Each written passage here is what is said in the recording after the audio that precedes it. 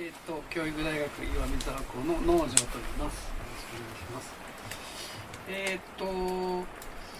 僕今の仕事は自然体験とか環境教育とかを中心にやっていますけども、このぐらいかな、15年か20年ぐらい前までは、化石と地層を使って過去の環境を研究しました。環境を知ることの意味っていう、お題だったんですけど、僕は公務員じゃないんですけど、大学国立大の先生ってもう公務員じゃなくなったんで公務員ではないんですけど、結局税金で生計を立てているので、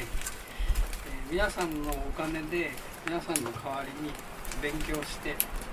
それを整理してお話しするというのが仕事なので、環境を知るということは僕の環境に関するから専門なので、仕事なんですよね。ただその仕事かどうかはちょっと置いとくと、すごく広い自然の中のちょこっと触るみたいな感じですね。そういうイメージかなというふうに思います。今日は焚き火が燃え尽きる頃終わるって言ったのに薪を足すかそうだね。これの意味が消せない気がしますけれども、風邪をひかないように皆さん楽しみましょう。よろしくお願いしま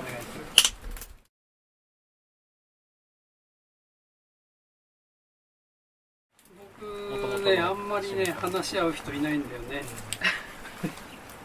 とにかくあんまり生きてるものに興味ないんですよ。いや、興味ないちょっと言い過ぎだけど、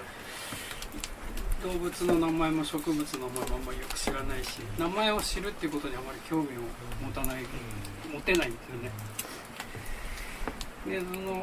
生きてるか死んでるかっていうのは、人が勝手に考えて決めてる区別で、僕は化石の研究してたせいもあるかもしれないんだけど、生きてるか死んでるかは私の興味の対象であるんですよね。もちろん僕も生き物だから生きてるものは大事だけど、で例えば石だとか、化石になった元生き物の体だったんだけど、今は無機物ですよね。そういう風になったものだとか、見えないけど空気とか水のようなものも一時は僕の体の中にいた炭素や酸素かもしれないじゃないですか。それがある時こう出てってこいつの中に入ってるかもしれないし、別の時は漂ってるかもしれないし、また戻ってくるかもしれないし、今この瞬間にどこの場所にいるかっていうことに違いはあるかもしれないけど、あんまりそんな生き物としての実態があるとかないとかってあんまりどうでもいいかなっていう、そういうことが大事なのじゃなくて、そういうふうに結局全てのものがそういう意味でつながってるっていうか一つのものであるっていうのはそういうことじゃないかって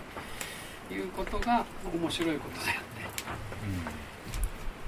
例えばウサギが跳ねたとか息がきれいだとかってそれは僕も思うんだけど、何か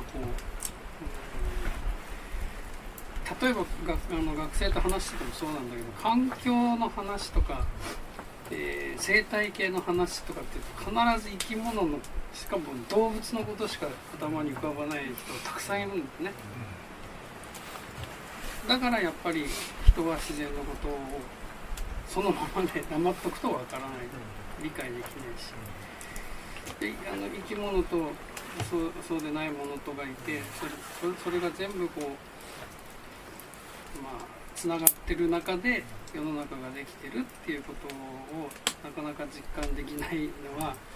みんなが生き物で生き物に興味を持ちすぎなんじゃないか。なるほど。